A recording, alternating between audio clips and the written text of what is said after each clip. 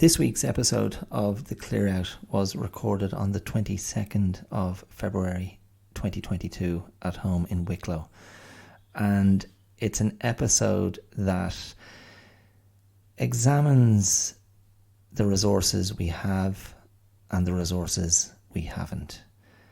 It looks at the smallness of our world on an individual level and how that can be an asset in managing anxiety, in quieting the self-doubt.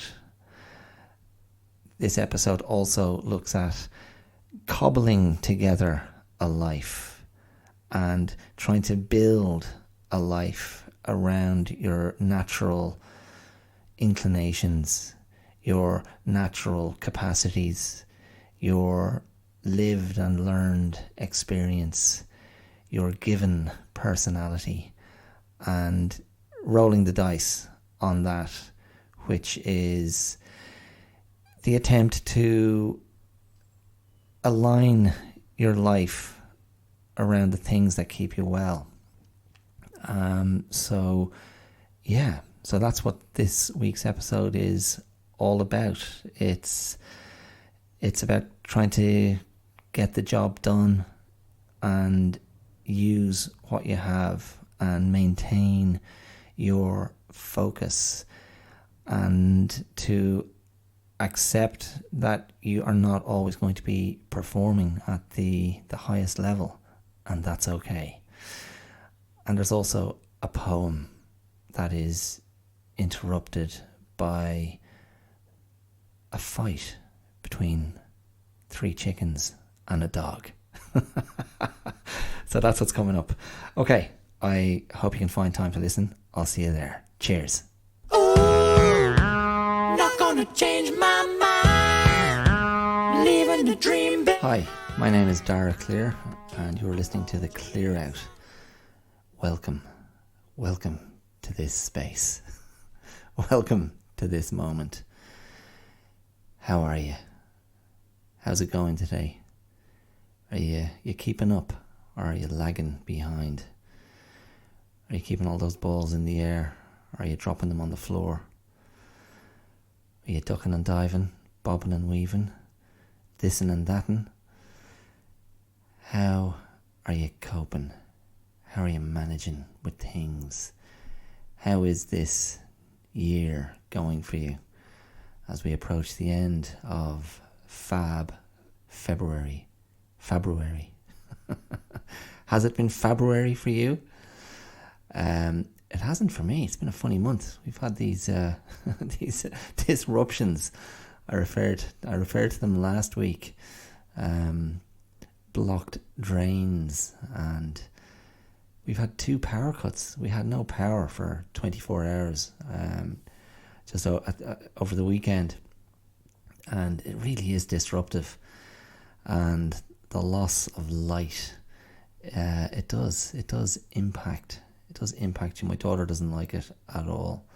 She just finds it all a bit too spooky, particularly at this time of year when the evenings don't have a great stretch in them. Not yet. It's coming, but not yet. But between blocked drains last week, we had a power cut as well at some point the previous week, and then another longer power cut this week. Me being sick the other week. It's just been it hasn't been a period of flow. It's been very stop start. It's been grinding to a halt. It's been disruptive. It messes with your energy. So not a lot of fun. It's also the midterm break this week, so my daughter is off school for the week and she's hanging out. That's great, because we do enjoy that. We enjoy spending a bit of time together. But I'm a little bit under the weather. It might be a residual thing after my vomiting incident. I came good and felt great, but this weekend, after my recovery spell had felt rather triumphant, my stomach has just been a bit jittery again. So it's a challenge. It's a challenge to another challenge to flow. Another challenge to being well is being unwell. Go figure. I need to be well within my unwellness. It's it's a challenge. It's a challenge. I mean, I've touched on this before. But when you're forced to stop, how do you negotiate that? And I find no matter how much I counsel myself, I always go through this period of negotiation where I'm just in denial about being unwell, and I feel usually it's a combination of guilt and frustration, and I just feel like I should be doing better. I should be being more productive in this state, and there's just too much to be done. There's too much to be done, and time is money, and I've got to be productive to make money. And if I'm sitting on my ass feeling low energy and a little bit off and a little bit achy and completely demotivated, and again, don't forget you can attend my demotivation course, Discipline Can Wait. Feeling demotivated and then just not accepting the facts of the situation, just not accepting them, and that's where the frustration comes in, that's where the tension comes in, that's where the stress comes in, that's where the conflict comes in, because you're fighting a battle you cannot win. I am in when I say you, I mean me. And the challenge then is and this, you can drop this into a self-defense framework. The challenge is to recognize the reality of the situation as quickly as possible and to act decisively, because that's where you're going to be most effective in protecting yourself.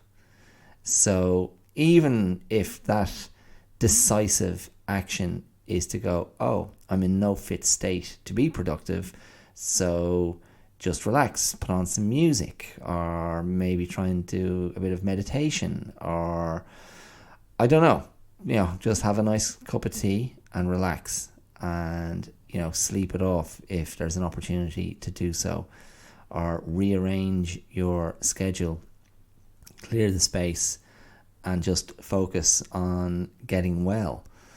Now, I accept that might be a luxury for some people, and you may not have a choice, and I've often been in that situation where you just push through, but I'm trying to kind of acknowledge the uphill struggle to myself. And there's times when stillness is very desirable. There's times when stillness is something I would advocate, to gather oneself and to ground oneself, to get into the body through stillness, through breathing, through visualization, through following the energy flow around the body, and to really sort of attempt to center oneself. And that is often really effective. It's a really effective way of calming oneself down. It can be an effective way of clearing one's head, of detaching from emotions that might be distressing or destabilizing. And it can be a very useful tool. But sometimes stillness, when you're in a state of unwellness or being physically ill, stillness isn't necessarily your friend. Because I find sometimes in that state, stillness just means, you're a target for negative thoughts, your own negative thoughts and your own negative thought patterns, and the stillness and inactivity invites them to sort of conspire and gather around you and pounce and creep their way in under your skin they feast on the remaining shreds of composure and unravel you. That's my experience. So in that situation, it's time to get up off your ass and get out and walk. Move the body, stimulate the body, engage the body that way if you can, and change your physical location and shake it off. Just shake it off. I definitely find I'm vulnerable to that pattern. Just with a bit of the frustration kind of opens the door to my head being turned, and it is definitely the forced stop of the vehicle, the forced stop of the momentum. And for me, the first place that hits me is exercise. My exercise regime, my exercise routine suffers. And when I don't have sufficient energy to maintain that, the head goes very quickly afterwards, because I'm just not channeling my energy in the way that I've become accustomed to, and in the way that I've conditioned myself to depend on over many years at this stage. Exercise is central to my coping structure, and if I can't do that, I really do struggle.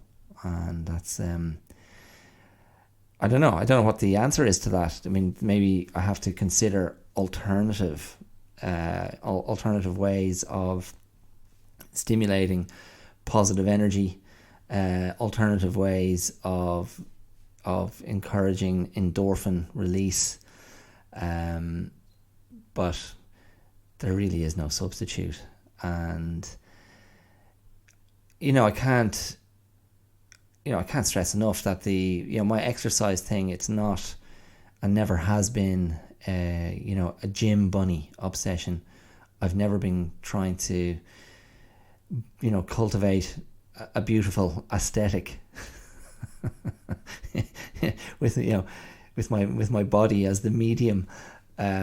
Really, it's always it's been about having energy. It's been about fitness. It's been about strength. It's been about mobility, and yes, it's been about energy. And for me, over the years, this has just proven again and again to be the thing that keeps me on track. And I can't sustain it without discipline. So why don't we have a little look? Why don't we have a little look at discipline and what that looks like? So for me, then, it's about making habits, that are just part of your routine. So it's not a big challenge. It's not a big dilemma. It's not something I have to dread the presence of, or the occurrence of in the day or in the week. I just try to make it something routine. I try to make it something normal. And since I became a father, the early morning has been the natural slot. I mean, there's been other times of the day to do stuff as well, but early morning is the time that least impacts home life, that least impacts my duties and responsibilities as a dad, and whatever other things I need to be doing with myself. And so for me, it's a no-brainer. If I want to be functional, if I want to be well, if I want to sort of take the edge off my anxiety, if I want to offset the negative inclinations in my thought patterns, I have to exercise. And starting the day with exercise, with getting into the body, usually is what sets me up to give myself the best chance, to give myself the best chance to survive the day, and to do well in the day. So, when I say survive the day, it makes it sound a bit kind of a bit too dramatic, perhaps. The stakes are really high. It's survival. But in a way, I do feel like that at times. And what I'm trying to do in my life at the moment, which is to maintain the podcast, and the podcast, if it hasn't become clear, if you're a regular listener, or if you're new, I mean, the podcast ultimately is, it's an attempt to contribute something to popular psychology, and positive psychology, I should say, but in a popular mode. And it's an attempt to encourage self-engagement, self-care, personal responsibility, and it is an attempt to motivate that belief that we are all capable of helping ourselves, and that we're all capable of being caretakers of ourselves, in a way that perhaps we sometimes underestimate.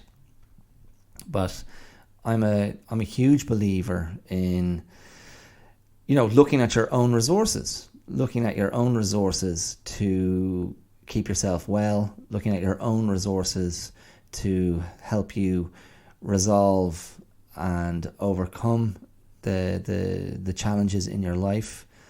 And I suppose I'm somewhat obsessed with the internal life, and I don't know if that's solipsistic of me. I don't know if that's me just projecting my own obsession with my own internal life, or my own conviction that the exploration of the internal life is what can lead to greater contentment. I don't know if I then project that onto everyone, and my assumption is that everyone will benefit. Not from my internal life, but everyone will benefit from exploring their own internal life, their own internal landscape, and to have a level of, I don't want to say mastery over that domain. I'm very resistant to any frame that pitches you, the subject or the practitioner, particularly the practitioner of self-care, any frame that pitches you as becoming the best, or, reaching a state of, utter amazingness and being absolutely optimal on every conceivable level, and, killing it, smashing it. I'm really resistant. To that pathway, that journey, that type of rhetoric. I just feel it points us in the wrong direction.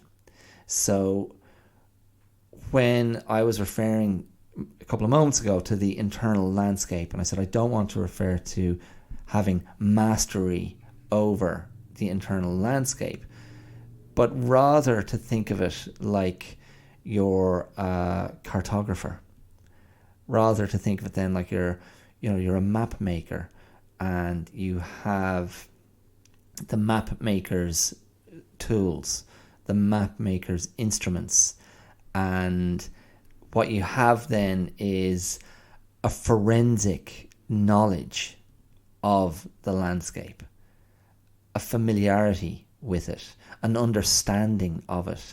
You know the topography, you know the geology, you know where the terrain is more dangerous.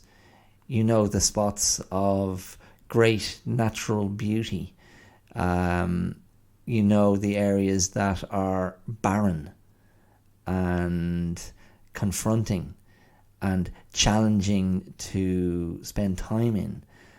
And I like that idea where that then it's a recognition. It's a recognition that this is a world with habitats and ecologies and climates and very different physical circumstances. And in that case, and then to move away from metaphor and go into, the more realistic or more conventional way of understanding our internal life, we're talking about emotional and psychological landscapes.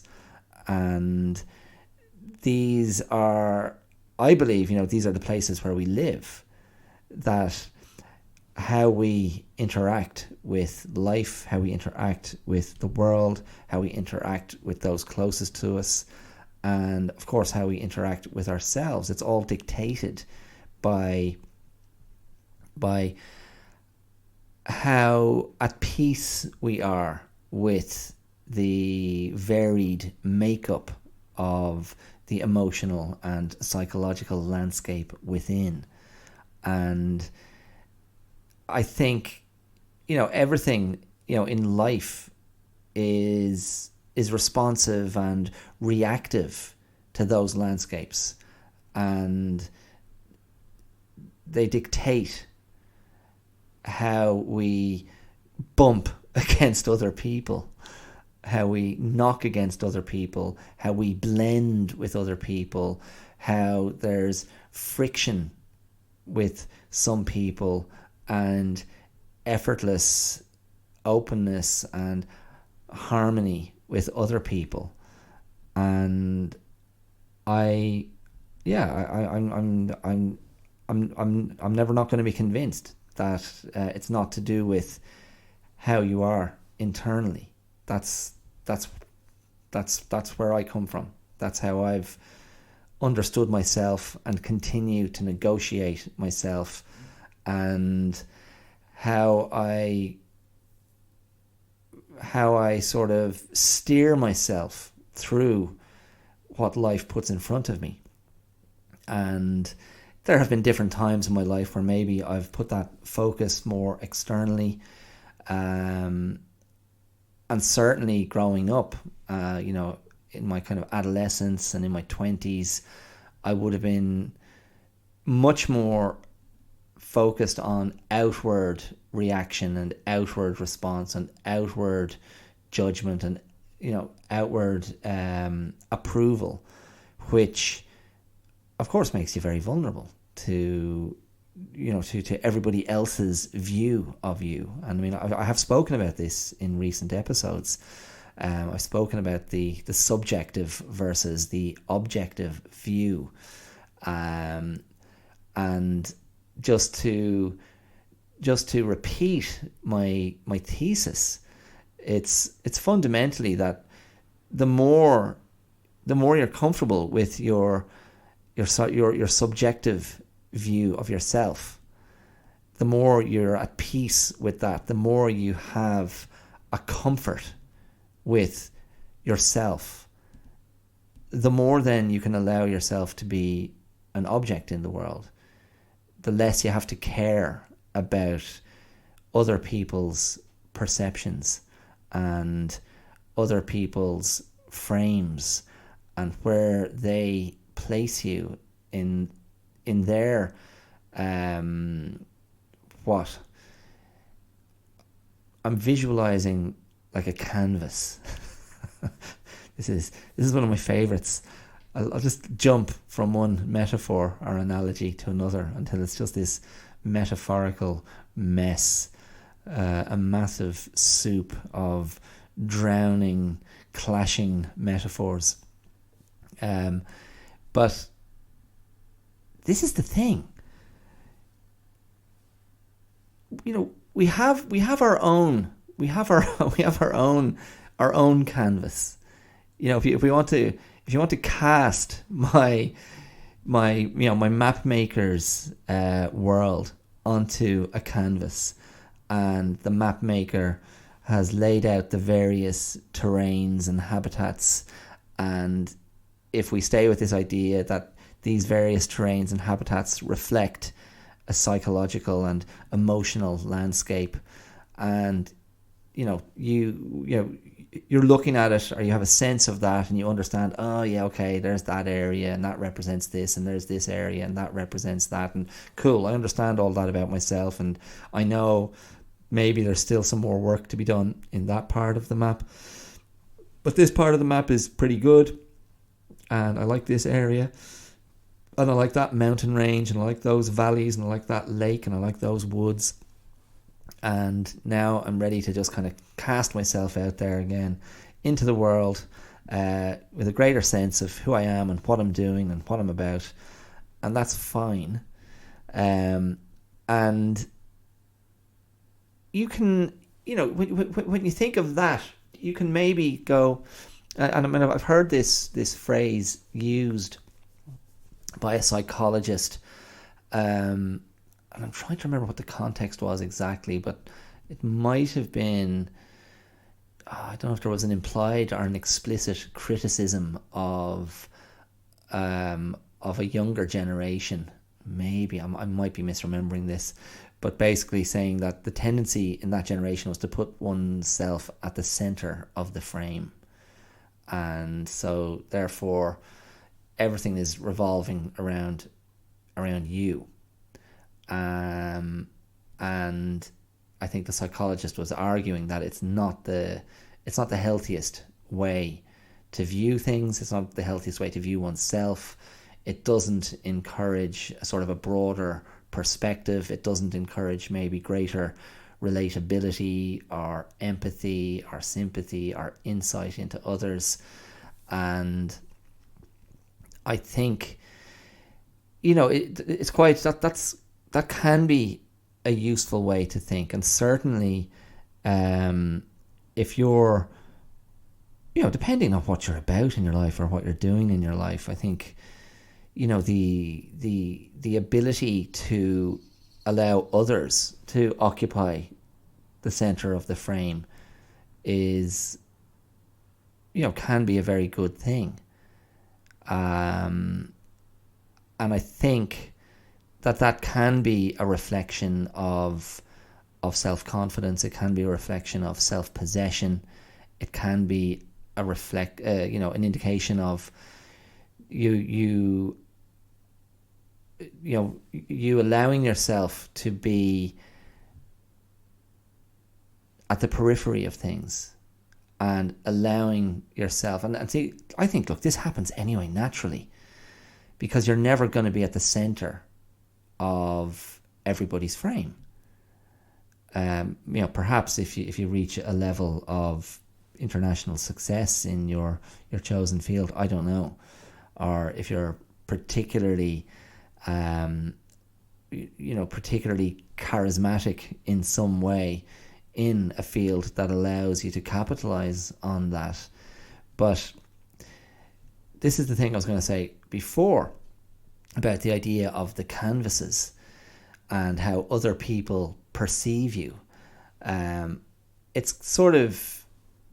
can be sort of amusing or interesting to think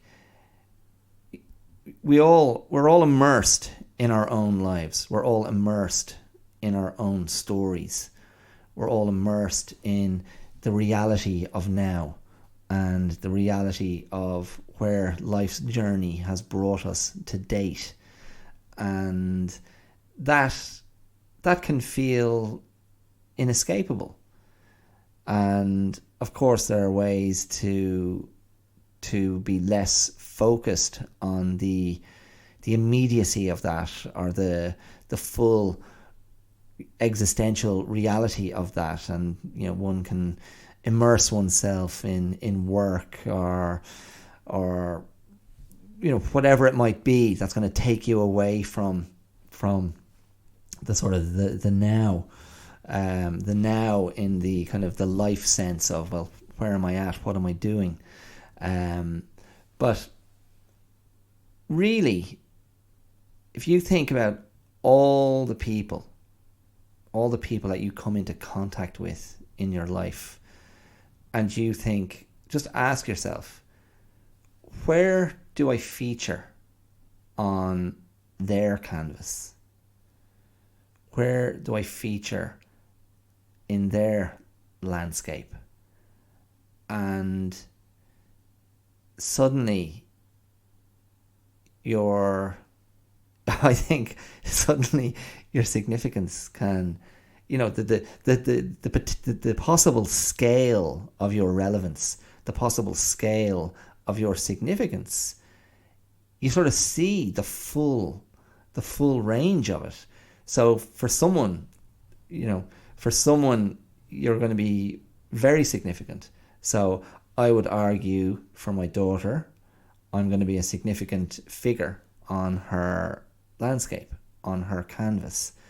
And I presume that's the case for any child and a parent. And so maybe for a certain time in her life, I'll be a significant figure, just like my wife will be a significant figure for her as well. And that's fine. But you go then to just, I don't know, someone who you have an exchange with in a shop or on public transport or in a cafe or in a pub, or someone you pass on the road or on the street,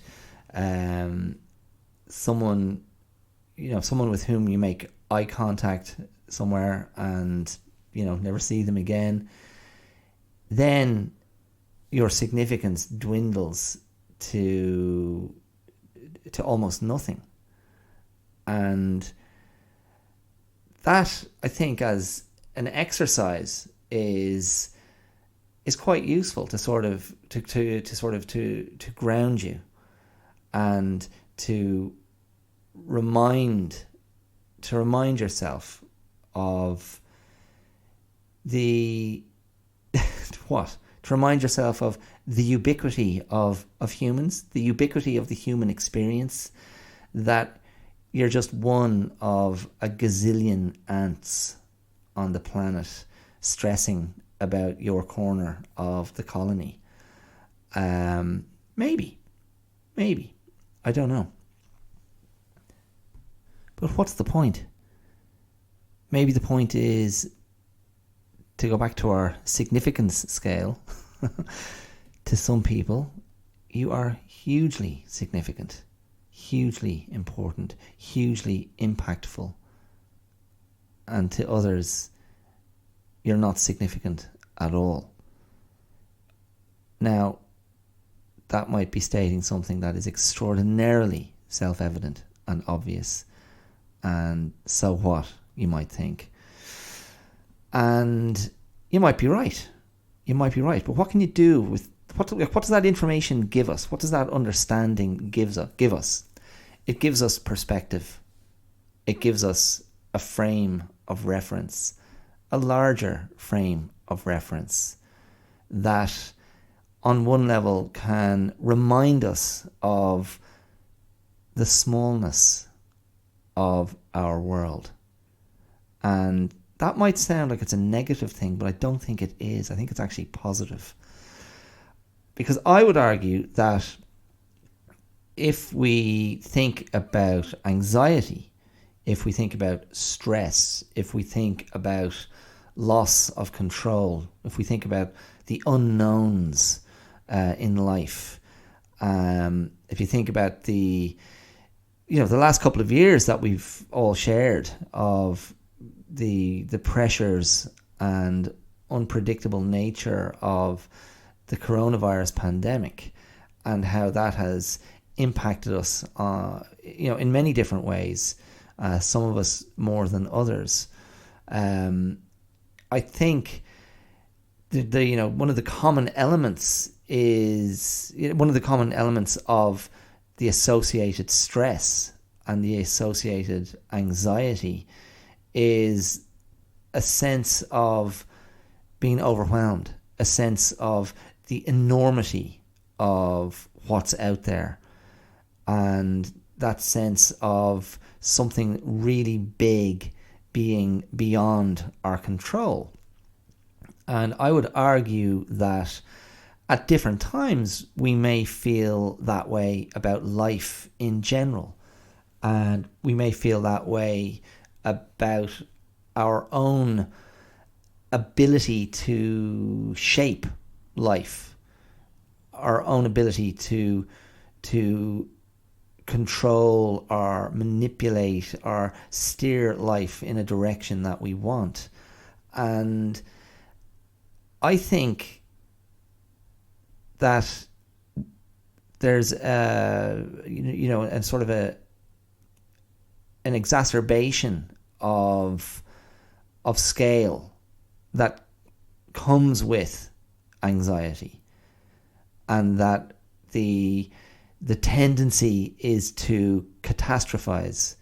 The tendency is to allow everything to feel much bigger and much more present than it actually is. And so if we can remind ourselves of the smallness of our world in that most immediate sense of who am I actually in contact with, whose life or whose lives am I intersecting with, who is being affected by my choices, by my actions, and really, where is my path leading me? And I think if you stop and look at those questions, things are going to get scaled right down.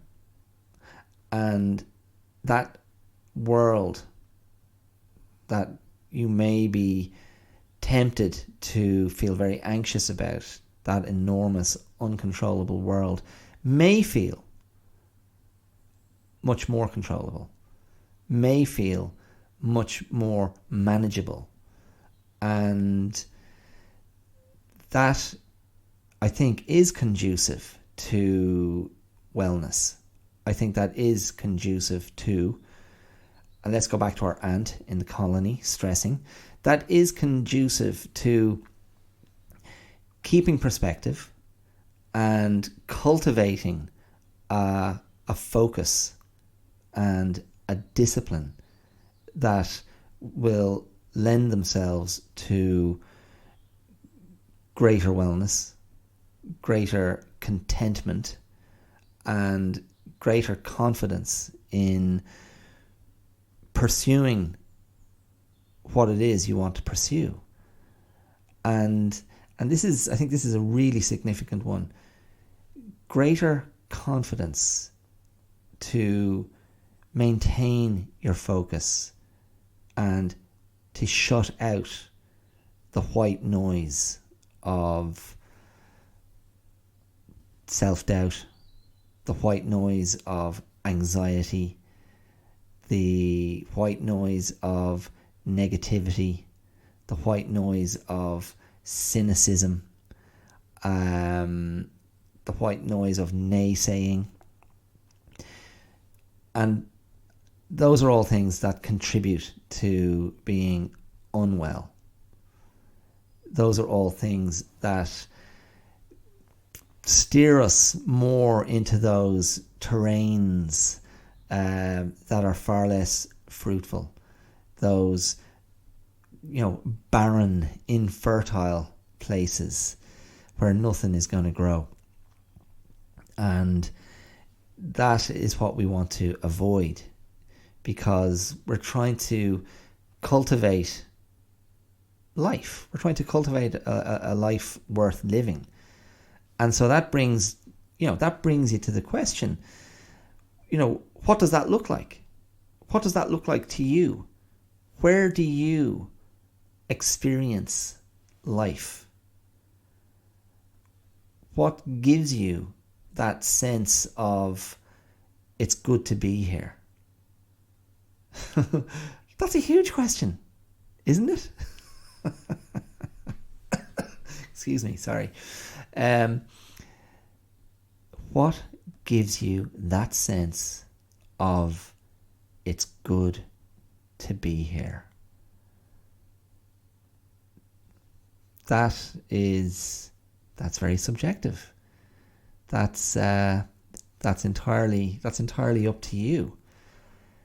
I mean, is it to be able to sit in your garden? Is it to go for a walk in a park or along the sea? Is it sitting with a book of poetry or a novel or a book of history and a cup of tea or a cup of coffee or a glass of wine? Is it sharing food with friends? Is it watching a movie you love? Is it going to the theatre? Is it going to the pub? Is it having a pint with somebody? Is it playing with your children? Is it helping your parents? Is it having a level of comfort with your partner that is effortless, that can just be, that is somehow a part of who you are? Is it the satisfaction you derive from your work, from your job? Is it traveling?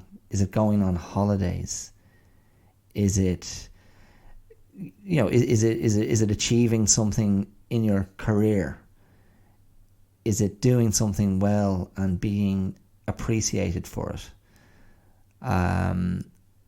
So I don't know. I mean, for me, if I drop back to exercise and trying to stay fit, being able to use my body well, that to me is one area where I live my life. That is one area where I feel it's good to be here. Whether it's a well executed karate sequence, whether it's doing a Tai Chi form, whether it's like last Saturday I taught a self-defense class to a young woman, and I taught her a self-defense drill, which she picked up really well, and I like enormously satisfying to me to do that, and to see someone taking something on, using their body, accessing something, accessing a physical and emotional confidence, and in the name of self-defense, which is, like it's all good stuff. It's all good stuff to me. So, that's definitely an area for me, using my body, then also being able to teach and, communicate knowledge and experience and skills, and being able to communicate that successfully to different people. Certainly I wouldn't have kept a foot in the teaching world all these years if it wasn't something that I still found rewarding. Now, I'm teaching martial arts at the moment. I'm not in a classroom, but that's what I like, and that's what I've been enjoying doing. But where else? Where else is life being lived? It's been lived here doing the podcast. This is episode 40. So this is 40 weeks in a row I've managed to produce the podcast. And so life is being lived here. And I do see this as artistic output. It's a creative process, and it's one that I really enjoy doing. It's not for me. It's not for me to say how successful or not it is. I think some episodes have worked better than others, but I get a lot out of it. That one moment a week where I sit down with or without a plan, with or without research, with or without structure, and go on this journey of sharing thoughts and sharing, let's generously describe them as insights. I continue to get a lot out of it. So I'm living life here. I'm living life in other places, writing and recording wellness material for Aura. Feel my aura. For Aura, the sleep and wellness app. And I'm happy with the work I'm doing there.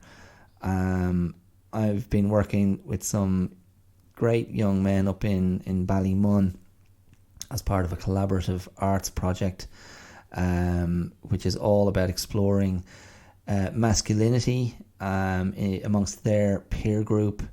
And I've been on that journey for a couple of months now with those guys, and I'm really enjoying that.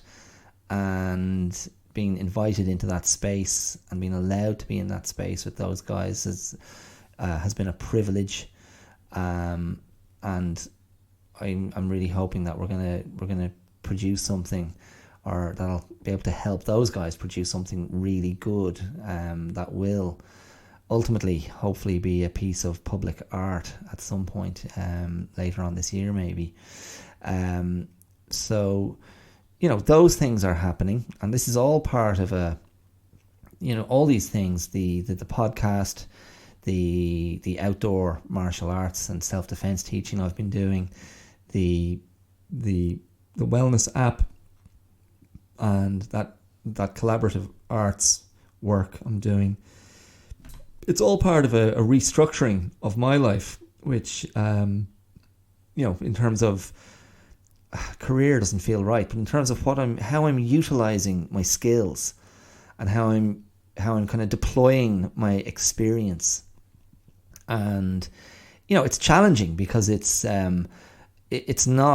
hasn't been to date particularly lucrative. It's all a bit of a gamble, and I hope slowly everything is moving, that the graph is moving in the right direction. But there are dips, and it certainly brings financial pressure into my life, into the home situation. I know my wife has found it challenging, to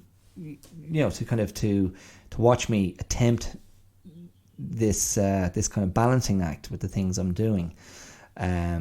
but it's, this is where I have to maintain my focus. I mean, this has been my counsel to myself, to maintain my own focus on these ventures, these sort of enterprises, I suppose might be a nicer way to describe them. And the long-term goal is for them to be more sustainable.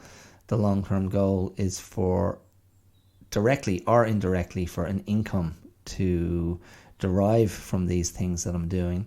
And all the while I am doing things that I enjoy doing. I'm doing things that I'm good at, and therefore there's a positive psychology aspect to it, and a personal satisfaction, and at times certainly a vindication. I want there to be more. I want there to be more vindication. To go, yes, this is worthwhile. This has led somewhere. But that is, that's where I'm living my life, and that when that is happening, when I am focused on those things, then there is no anxiety. Then there is no negativity. There's just doing something that I love doing. And, there's a huge amount to be said for that. And I think that's what many of us aspire to. Can we apply ourselves as totally as possible to things we are passionate about, and things that fit our skill set, our experience, and fit our personalities. That's where acting always came in as well. So anytime I've acted, it's always been enormously,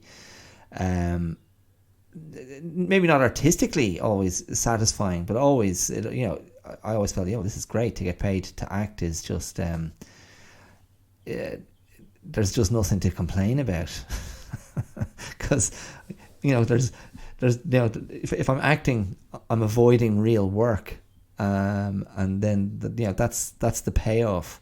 And to get paid then for doing something like acting was always I think there was a part of me that was always enormously sort of amused and enamored with the flukiness of it all, and I keep having a conversation in my head where I'm going to throw my hat back in the ring and see if I can rustle up an old acting gig every now and again, as well as this other stuff I'm doing. But anyway, there's a larger point here about engagement with life and engagement with others, and especially and hopefully, if you're lucky enough, engagement with others that you really care about, because those are the relationships that I believe are truly rewarding and life affirming, life giving, energy giving.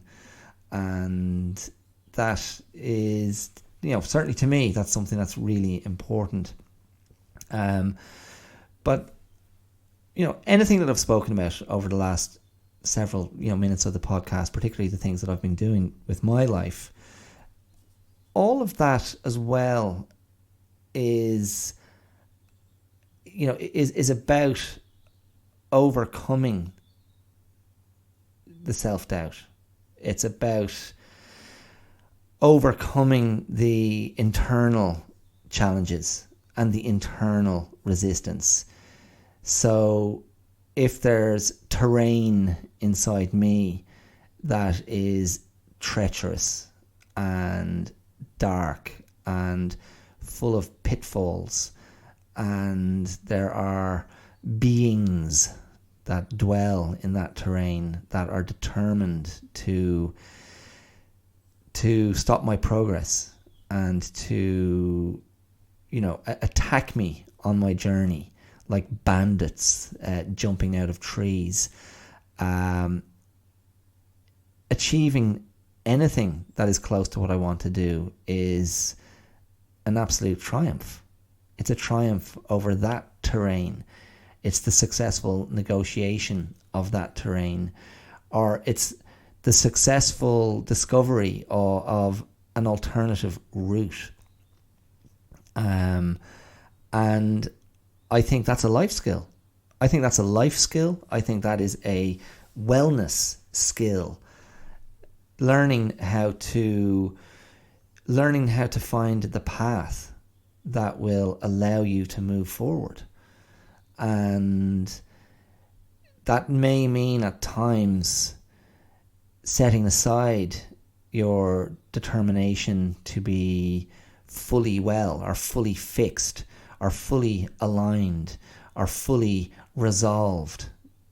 They might not be realistic aspirations, depending on where you are in your life or where you are on your journey.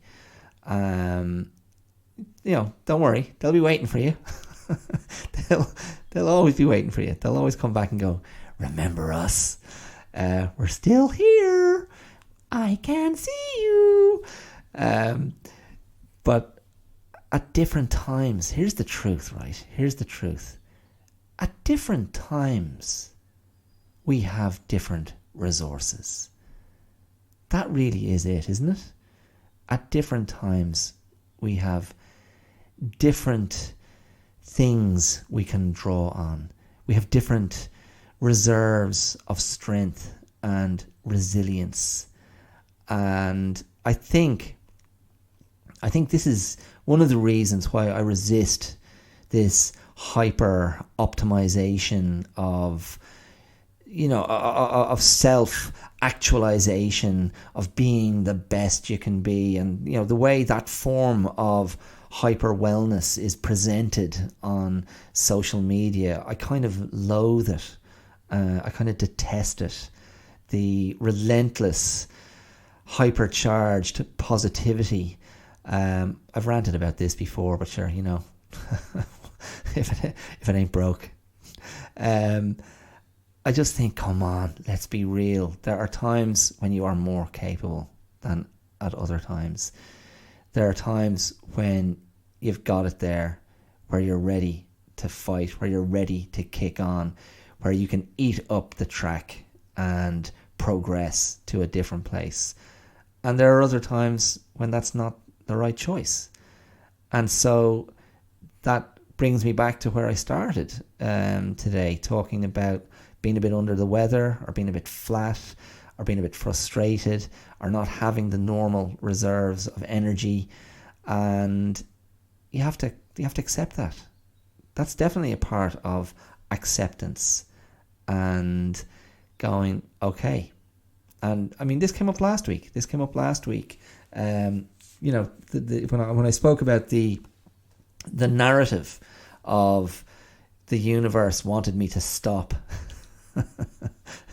a higher power, life wanted me to stop, and so I did. And maybe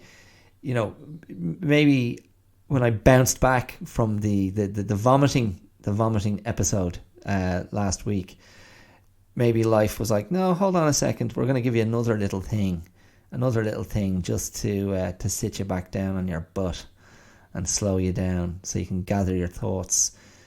Because maybe this is a time to regroup. Maybe this is a time to refocus. Maybe this is a time to re-clarify the plan of action. Maybe it's not the time to just bumble along headlessly. Maybe, I don't know. Okay, I think that's it today. I think that's it. So a little bit shorter than usual, but I think I went somewhere.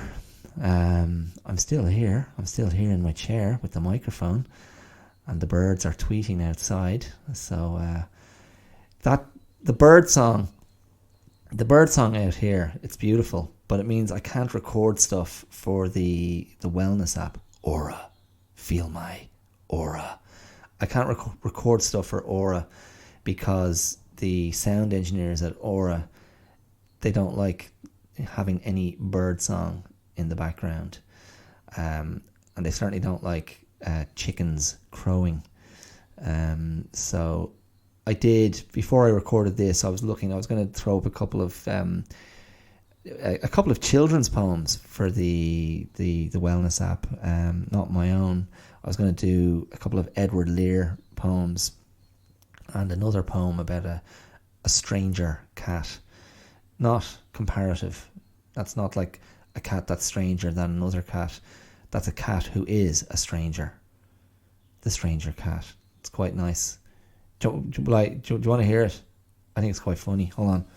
I'll finish with this today because cats are great.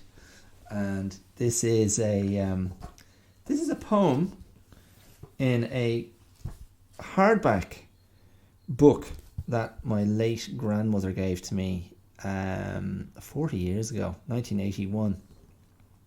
Christmas 1981 to Dara from Granny. Thanks, Granny. Hope you're well wherever you are. This is the illustrated treasury of humour for children. Humour. Let's see who published it.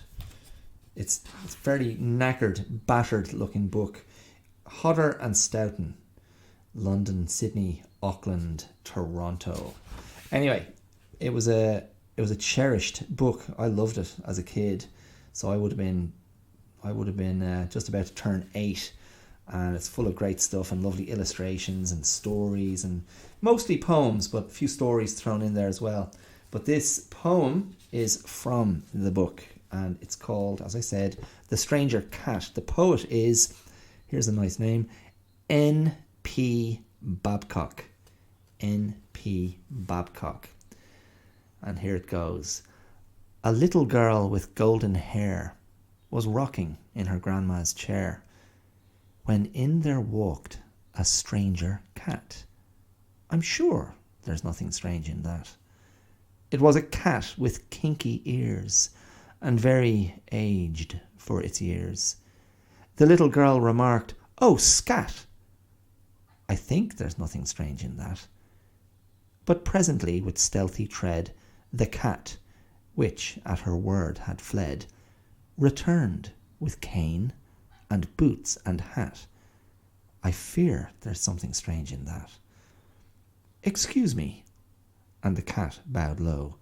I hate to troll you, you know, but tell me, have you seen a rat? I know there's something strange in that. The little girl was very shy. Well, really, I can't say that I have seen one lately, Mr. Cat. I'm sure there's something strange in that. Oh, haven't you? The cat replied. Thanks. I am deeply gratified. I really couldn't eat a rat. We all know what to think of that. And then the cat with kinky ears and so much wisdom for its years retired with a soft pit-a-pat. And that was all there was of that. Did you hear those bloody chickens? What the hell? Carnage outside. I don't know what the hell is going on. They might have ruined that attempt at poetic ambience I was going for. But that was The Stranger Cat. So yeah, I'll leave you with that today. A little poem to end the rambles. Okay, so listen. You have been listening. Listen for another minute or two. Oh, it's my cousin's dog. That's what scared the chickens. Marvellous. There's Coco. Anyway, yeah. Thanks for listening. I hope you got something out of this. You can throw me some love on social media. The Clear Out podcast is on Instagram, YouTube, Facebook. The Clear Out 2, that's number 2. The Clear Out 2 on Twitter. The email, if you want to email me any suggestions for discussion, is theclearoutlive@gmail.com. And if you want to throw some financial support the way of this independent podcast, you can do so using the supporter link, which is there wherever you're listening to the podcast in the description, or the Patreon link, which is patreon.com/theclearout. So there you go. I will be back next week with more of this stuff that I do on the Clear Out. Thanks for listening. I've been Dara Clear. You've been you. I will see you real soon. All the best. Take care. Mind yourselves. Bye.